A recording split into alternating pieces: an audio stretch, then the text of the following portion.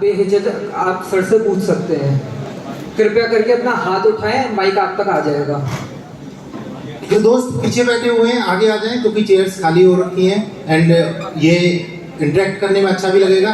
हाँ, Q&A session जो होगा अभी हम छोटा सा करेंगे क्योंकि आप लोग अगर पूरा Q&A सेशन अभी खत्म कर देंगे लंच के बाद कोई नहीं आएगा, बिकॉज हमें तो आना ही है, फिर अकेले हम लोग क्या करेंगे इधर।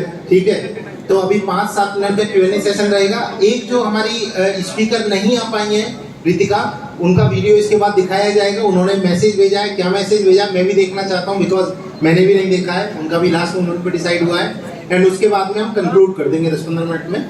ठीक है, तो आप आपके जो भी कोई वो हो वो आप पूछ सकते हैं, अदरवाइज लंच के बाद ऑब्वियसली हम सब लोग मिलेंगे।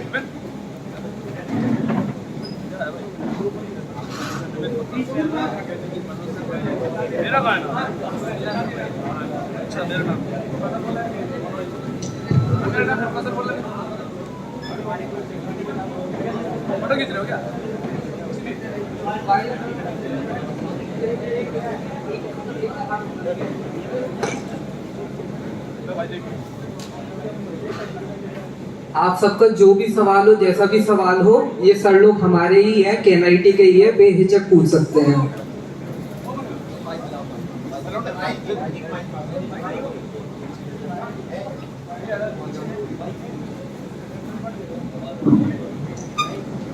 इनका जो भी सवाल हो, उससे भी सर के जर्नी के बारे में जानना चाहते हो तो वैसे भी सवाल पूछ सकते हैं।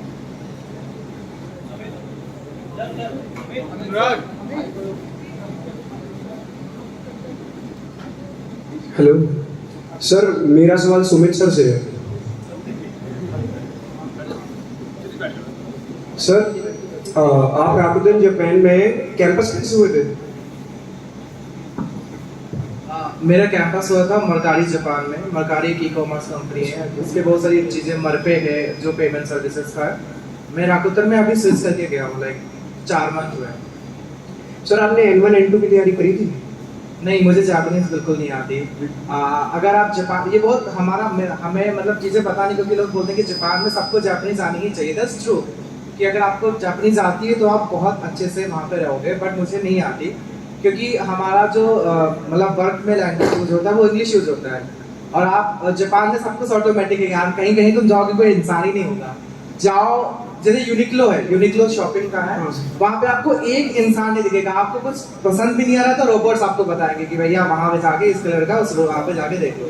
सो पेमेंट भी आप सीधे लेके आओ, रख दो, अपने आप वो काउंट कर लेता है कितने आइटम्स हैं। तो ऐसा है कि आपको ज़्यादा कम्युनिकेट नहीं करना किसी से वहाँ पे। तो अगर आपको जापानीज नहीं आती फिर भी फाइन है। सो मोस्टली अगर आप IT कंपनीज में जा रहे हो तो जापानीज रिक्वायर्ड नहीं होती है।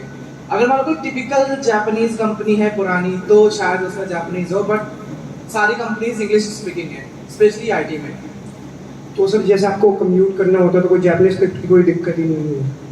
मतलब अगर आप, जैसे मैं टोक्यो में रहता हूँ, टोक्यो इज फाइन। लाइक अगर आप कोई दूर के इलाके में जाते हो, लाइक थोड़ा आउटर जाते हो, तो वहाँ पे गूगल ट्रांसलेट आपका बहुत अच्छा साथी है। और यहाँ के लोग बहुत नाइस हैं। लाइक अगर आप कुछ गलती भी कर दोगे तो आपको माफ कर देंगे कि ये तो फॉरेनर है, इनको हमारे कल्चर पता नहीं है।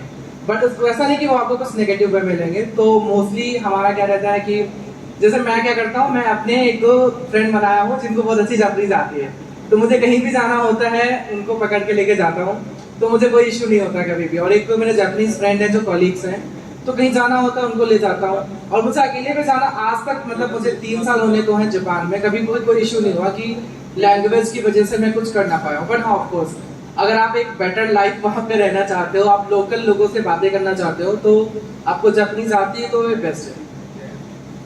Thank you sir.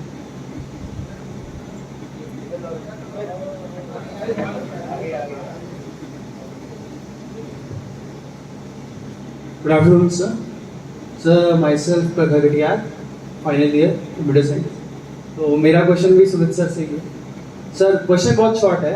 Data science in India versus data science abroad. Okay, nice question by the way. प्रखर को तो मैं जानता हूँ, शायद हैकाथन में था, एक विनर भी था KNIT से। तो लाइक उसमें 40 कंट्रीज ने पार्ट लिया था और आई वाज वन ऑफ मतलब एक टेक वो मेंटर था। सो KNIT से भी कुछ टीम्स आई थी, मैंने फिर KNIT ग्रुप्स में भी शेयर किया। तो मैंने कहा कि भाई ये सब कंपटीशन है तो केनेडी के बच्चे भी अच्छा कर सकते हैं, एंड इन लोगों ने सेकंड प्राइज जीता था। तो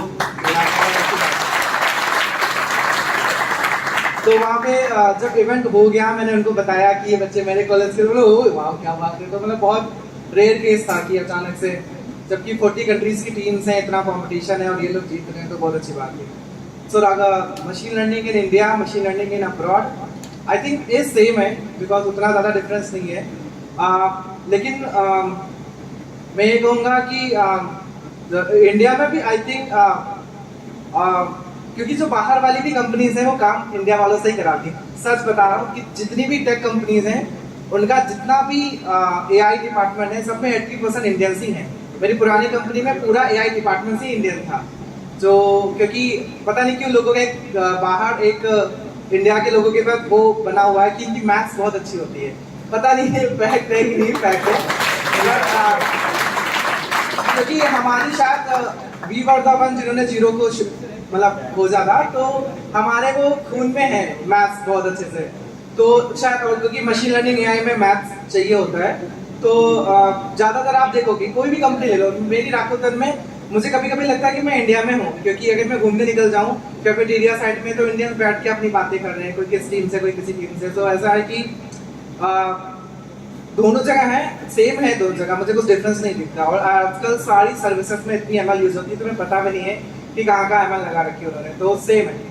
और आई विल से कि जो बाहर के ML के काफी सारे काम है वो इंडिया से कराते हैं, क्योंकि उनको सस्ते पड़ते हैं।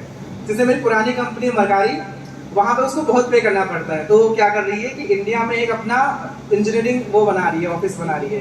कोई प्रोडक्ट नहीं है उसका इंडिया में, क्योंकि इंडिया में सस्ते में इंजीनियर मिल जाएगी, क्योंकि बंदे तो वही है। अगर आप इंडिया से काम करो या टोक्यो जगह काम करो तो यहाँ पे उनको चीप लेबर मिल जाएगा, तो इसलिए वो यहाँ से काम कराने वाले हैं। सो सेम है। सर एक सॉर्ट ऑफ मिथ है, लाइक है या नहीं I don't know, but everyone says कि you know compensation in this field in abroad is multiple times as compared to in India.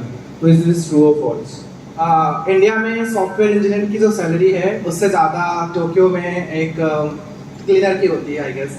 So obviously India में पे बहुत ही कम है, खर्चे भी कम है इंडिया में, बट अगर आप पे की बात करोगे तो यहाँ पे आपकी मेहनत की वैल्यू नहीं है। जैसे अगर कोई यहाँ पे आपका ट्रक में से सामान अनलोड करता है, आप उसको 1 घंटे के लोग 20-50 रुपए देते हैं। टोक्यो में आप ऐसा करोगे आप जेल चले जाओगे।